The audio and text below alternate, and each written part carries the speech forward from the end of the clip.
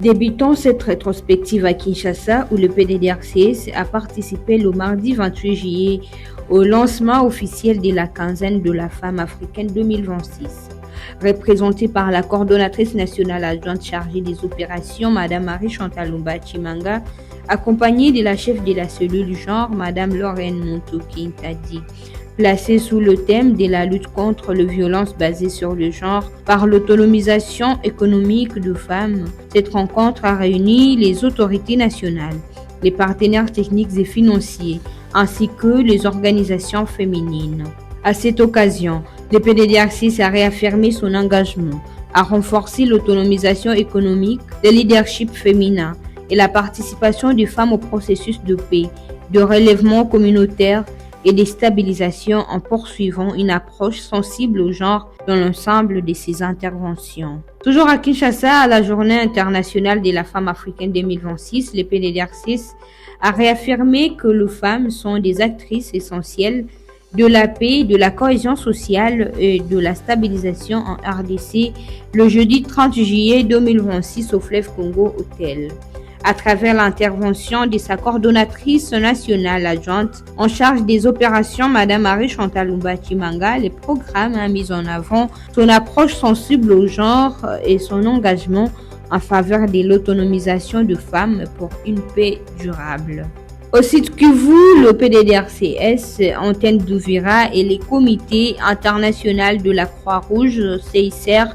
ont renforcé leur coordination lors d'une séance de travail consacrée à la protection des enfants associés aux forces et groupes armés et afghans. Les échanges ont porté sur le suivi de plusieurs cas signalés dans le territoire d'Ouvira, notamment celui de 30 enfants identifiés à Loubariki, ainsi que sur le renforcement de mécanismes de coordination entre les services étatiques et les partenaires de protection de l'enfance. Les deux parties ont souligné la nécessité d'intensifier les actions de sensibilisation et de formation autour de la stratégie nationale du PDDRCS afin d'assurer une prise en charge coordonnée, de favoriser la réintégration durable des enfants affectés par les conflits armés et de contribuer à la stabilisation de communautés. Passons en Ituri où le PDDRCS, en partenariat avec HPD et Rad Asbel, a renforcé la mobilisation communautaire contre Ebola en Ituri en associant ex-combattants et leaders communautaires.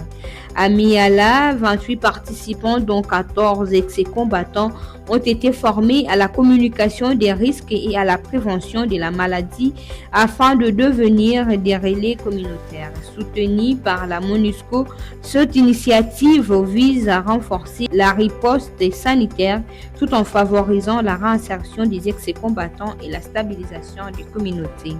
Pour clôturer, à Béni, le PDDRCS et le département DDRS de la MONUSCO ont renforcé leur coordination à l'issue d'une réunion de travail consacrée à l'évaluation des activités en cours et à la planification de prochaines actions en faveur du désarmement et de la démobilisation. Les deux institutions ont réaffirmé leur engagement à poursuivre la sensibilisation des combattants à la reddition volontaire, à promouvoir les projets de reddition de la violence communautaire CVR et à consolider leurs efforts pour la réinsertion, la stabilisation et le retour durable de la paix dans la région.